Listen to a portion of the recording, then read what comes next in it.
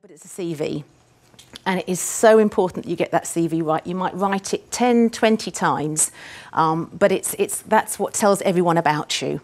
Okay, so first thing when you're writing a CV, it may sound straightforward, but it's actually the amount of CVs we get that just look dire and just don't sell the person is unbelievable.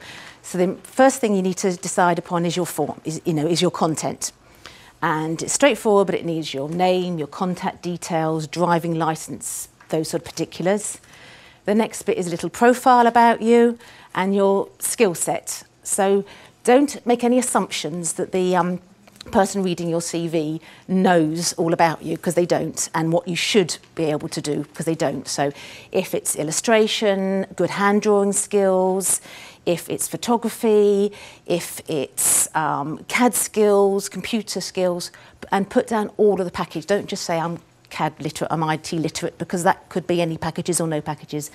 So make sure you put down the packages and all the computer packages you know, any team building things you've been on, any leadership skills you may have picked up.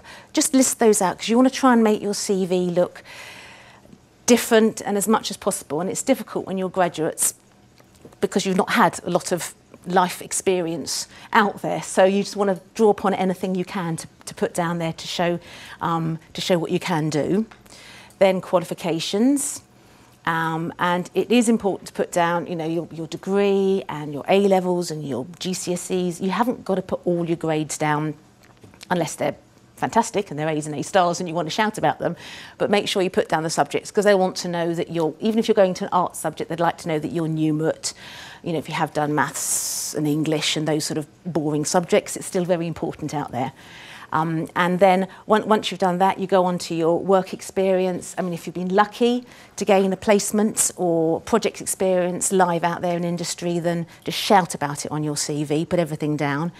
If it's dog walking or delivering newspapers or anything like that, put that down as well, because it just shows that you've been enterprising, you've gone out there, you've tried to get some work, you're prepared, because you will have to do some pretty boring jobs to begin with, I'm afraid, in order to work your way up the ladder.